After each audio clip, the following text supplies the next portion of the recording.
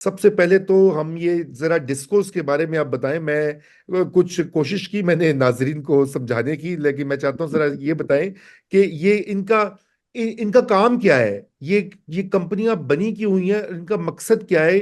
थोड़ी सी ये क्लैरिटी आ जाए तो फिर हम आगे इसके ऊपर बात करते हैं कि इनका मसला क्या है। जी। बिस्मिल्लाहिर्रहमानिर्रहीम। एक कमेंट आया था लास्ट, हमारा जो प्रोग्राम था वो गालबन हमारे इंडियन भाई हैं, उनको बहुत प्यार मोहब्बत है हमारे से, तो कह रहे थे कि जी ये इकोनॉमी पे बात करते हैं तो उनको मसला है कि मैं बिस्मिल्लाह से क्यों शुरू करता हूँ। ओ। अब उनको क्या समझाएं कि इसका इसका इकोनॉमी इंटेलेक्ट वगैरह से कोई ताल्लुक नहीं है कि हमारा ये नहीं दीन मैं एतकाद है, तो मतलब नहीं, अगर आप उसमें। मुझे इजाजत दें तो मैं उनको इसको एड्रेस करना चाहता हूं कि बिस्मिल्लाह रहमान रहीम जो है वो हमारी हमें बचपन से ये सिखाया जाता है कि ये बरकत की एक चीज होती है, एक अच्छी चीज होती है, जिससे कि आप एक अच्छा जो जो भी काम करते हैं उसमें बरकत पड़ती है और उसका अच्छा रिजल्ट निकलता है। और ये मजहबी भी है, ये कल्चरल भी है। हम चूंकि पाकिस्तान में बड़े होते हैं और एक कल्चर का असर होता है, तो ये दोनों चीजें अब हमारी ये तहजीब है। और शायद इसी वजह से पाकिस्तान जो है वो एक अलग मुल्क बना था कि मुसलमानों को यही था कि भाई अपनी तहजीब करें। इसका कोई बहुत ज्यादा आप उसको इंटरप्रेट ना करें किसी दूसरी तरफ। जी हारून साहब, sorry, I thought I also want to address तो दैट। इंशाल्लाह किसी दिन अपने इंडियन भाइयों के लिए एक रिलीजन के ऊपर भी प्रोग्राम कर देंगे। बहरहाल, जरूर। Coming back to the point, देखें 1999 गालबन ये था, जब ये एरिया इलेक्ट्रिसिटी बोर्ड्स थे वापडा के अंदर।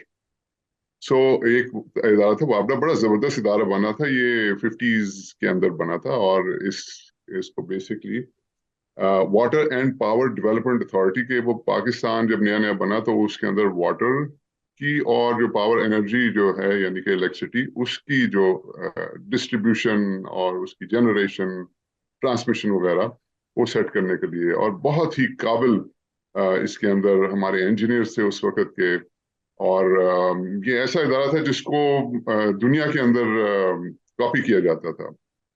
और ये इंजीनियर्स जो जो जिन्होंने अर्ली स्टेजेस में वापडा के साथ काम किया, वो बहुत से मुल्कों में जाके उन्होंने वहाँ की जो इलेक्ट्रिसिटी ट्रांसमिशन, डिस्ट्रीब्यूशन, जनरेशन वगैरह जो थी वो सेटअप की।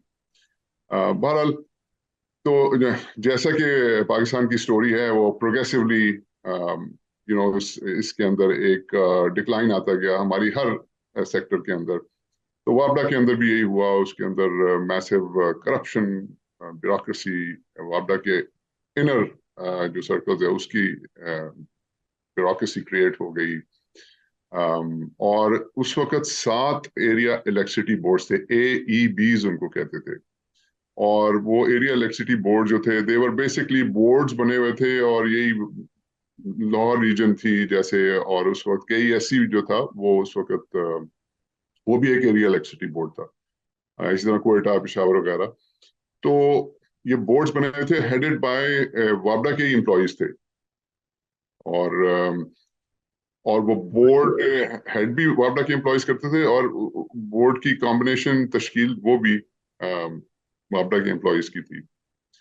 और ये जिन लोगों को तब की कुछ याद होगी 1999 वगैरह की, तो हाँ, वी वर हेडिंग टुवर्ड्स, ये वो वाला एरा है जब कुछ साल पहले 94 95 के अंदर पीपल्स पार्टी गवर्नमेंट बेनजीर साहिबा ने ये की थी, हमारी आईपीपीज IPPs वगैरह। जो थी वो लॉन्च की थी। और बल्कि वो दुनिया के अंदर समझा जाता था बड़ा जबरदस्त ये पब्लिक प्राइवेट पार्टनरशिप का है तरीका। लेकिन दैट वाज द स्टार्ट, जहां से पाकिस्तान की जो ये इलेक्ट्रिसिटी प्रोडक्शन और फिर इसकी कॉस्ट जो थी वो बढ़ गई, और इम्पोर्टेड फ्यूल के ऊपर हमने इन्हिसार करना शुरू कर दिया वगैरह। तो बापडा का कॉन्सेप्ट बड़ा अच्छा था, उसका फोकस था कि लोकल जो रिसोर्सेज हैं उससे जनरेट किया जाए। ज़्यादातर हमारी जो थी ये पन बिजली, यानी कि पानी पानी से बनती थी बिजली। उसके बाद फिर हमारे न्यूक्लियर रिएक्टर्स आए, कुछ कोल से चलने वाले जो थे वो जनरेशन शुरू हुई। डिस्ट्रीब्यूशन, ट्रांसमिशन के बहुत बड़े बड़े प्रोजेक्ट्स लगे, बड़ी सक्सेसफुली वापडा ने ये सारा कुछ किया। 1999 के अंदर اور دس از پوسٹ آئی پی پی. آہستہ آہستہ لوڈ شیڈنگ بڑھنا شروع ہو گئی اور بہت پرابلم ہو گئی, یہاں تک کہ جو فیوچر پروجیکشن تھی اس میں مطلب لوڈ شیڈنگ کا یہ حال تھا کہ بجلی یہ نہیں تھا کہ کب جائے گی, یہ فورس ہی کرنا شروع کر دیا تھا لوگوں نے کہ بجلی کب آئے گی. تو فیوچر کی فورکاسٹ کافی گریم تھی اس وقت. رائٹ. تو اس وقت یہ ڈیسائیڈ ہوا کہ بھائی یہ جو ہے دنیا چینج ہو رہی ہے اور یہ سٹرکچر اب نہیں چلے گا, یعنی کہ وابڈا کی بیوروکریسی بہت زیادہ بلوٹڈ ہو گئی تھی اور یہ وابڈا نہیں چلا سکتا, اس کو اب توڑنے کی ضرورت ہے. یہ بہت ریڈ ٹیپڈ ہو گیا ہے, بیوروکریٹک ادارہ ہو گیا ہے, اس کو چھوٹے پیسز میں توڑ کے تو اس کو کارپوریٹائز کیا جائے. اس وقت the buzz word was corporatization.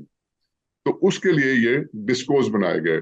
Discos کا مطلب ہے distribution companies, DIS distribution, COs companies. تو وہ 7 ایریا الیکٹریسٹی بورڈز ہیں, ان کو توڑ کے 7 ڈسکوز بنا دیے گئے, تو ڈسٹریبیوشن کمپنیز بنا دی گئی, which was the step in the right direction. اس کے بعد ہوا یہ کہ جی ایکچولی میں اس وقت کے پرائم منسٹر صاحب تھے, ان کا ایڈوائزر تھا, اور یہ میرے سامنے سارا کچھ ہوا تھا. انفیکٹ میں بھی اس میں انوالو تھا. پرابلم یہ تھی کہ اگر آپ اس کو کارپوریٹائز کرنا چاہتے ہیں تو کوئی تو اس کی فارم اور شیپ ہونے کی ضرورت تھی. نہ ان کی کوئی ویلیویشن تھی, نہ ان کی کوئی بیلنس شیٹ تھی, نہ ان کی کوئی کیش فلو تھی, نہ پروفٹ اینڈ لاس تھا. تو کارپوریٹائز کیسے ہوتا؟ تو بالکل. اچھا, اب وہ کس کو کہتے کارپوریٹائز کرنے کے لیے؟ تو اب ظاہر وابڈا والے ہی تھے. تو وابڈا میں تو حال یہ تھا, وہ میں I don't want to use these words, but لیکن وہ 1 لاکھ بندہ تھا تو 1,05,000 اس میں سے کرپٹ تھا. تو اتنی ریمپنٹ وہاں پہ کرپشن تھی. تو ایسی سچویشن کے اندر وہ پھر بلکہ میں بھی اس ڈیسیژن میں شامل تھا کہ کسی ایسے ادارے کو ٹیمپرریلی اس کے اندر لایا جائے جو کہ اس کے جو امیڈیٹ افیئرز ہیں ان کو راہ راست پہ لے آئے. رائٹ. اینڈ ریمبر دس 25 سال پرانا پاکستان جو تھا وہ آج کے پاکستان سے بہت ڈفرنٹ تھا. یہ میں 1999 کی بات کر رہا ہوں. تو ایک ہی ادارہ تھا پاکستان میں اس وقت جو کہ آرگنائز تھا, جس کے اوپر کرپشن کی کوئی ایسے اس وقت تو خیر بالکل ہی نہیں تھے چارجز, اور وہ پاکستان آرمی تھا. تو اس وقت پھر جو اس وقت کے پرائم منسٹر تھے, انہوں نے اس وقت کے جو چیف آف آرمی اسٹاف تھے یعنی کہ جنرل پرویز مشرف, ان سے ریکویسٹ کی اور انہوں نے بڑی گریشیسلی, جنرل ذوالفقار تھے, بہت ہی زبردست جنرل پاکستان آرمی کے.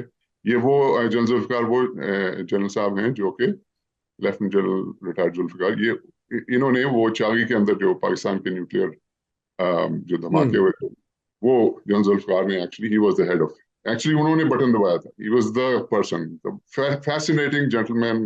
مجھے انہوں نے ایکچولی پوری اسٹوری سنائی تھی, وہ پھر کبھی آپ سے شیئر کروں گا. بہرحال تو جنرل ذوالفقار کو, لیفٹنٹ جنرل ذوالفقار کو جنرل مشرف لے کر آئے اور وابڈا کا ہیڈ بنا دیا. اور یہ اس وقت پھر ہوا یہ کہ وہ جو پروسیس تھا کارپوریٹائزیشن کا وہ رک گیا, اور پھر army kind of took over وابڈا. اس کے جو امیڈیٹ پرابلمس تھے, اس کے کرپشن کے پرابلمس, اس کے ڈسٹریبیوشن لائنز کے پرابلمس, اس کی یہ جو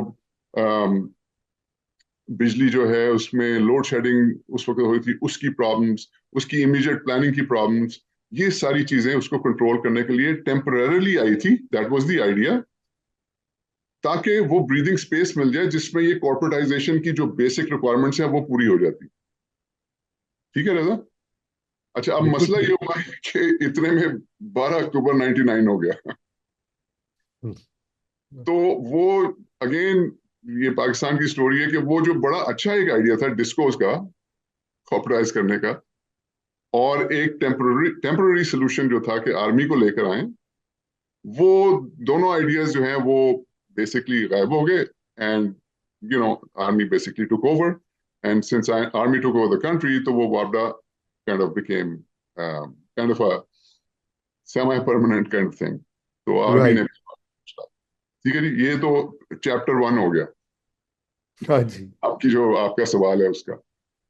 اس کے بعد پھر ڈیورنگ دا ٹائم آہستہ آہستہ پھر 2007 تک تو پھر آرمی کی گورنمنٹ رہی. اس کے بعد ڈیورنگ دیٹ ٹائم یہ پھر ڈیسائیڈ ہوا وہ 7 ایریا الیکٹریسٹی بورڈ سے جو تھے جو کہ ڈسکوز بن گئے تھے ان کو وہ پھر 10 بن گئے کیونکہ ٹرائبل ایریا بھی اس میں آ گیا اور پھر حیدرآباد کا بھی ایک آ گیا سکھر کا بھی ایک آ گیا وہ 10 ایریا الیکٹریسٹی ڈسکوز بن گئے ٹھیک ہے جی اچھا وہ پہلے یہ ہوتا تھا وہ کراچی جو تھا وہ سندھ کو سارے کا سارا کرتا تھا لیکن جب کے ای ایس سی یعنی کہ کراچی کا جو ڈسکو تھا اس کی جو پرائیویٹائزیشن ہوئی تو کراچی کو علیحدہ کر دیا گیا اور حیدرآباد اور سکھر کو علیحدہ کر دیا اس طرح سے یہ اور پھر ٹرائبل کا ایک علیحدہ ہو گیا وہ پشاور کے انڈر تھا تو یہ ٹوٹل 10 ہو گئے کے ای ایس سی کو انہوں نے پرائیویٹائز کر دیا وہ ایک علیحدہ سٹوری ہے ابھی ہم اس پہ نہیں جاتے سو کے ای ایس سی رائٹ. ڈال دیں باقی رہ گئے 10 ڈسکوز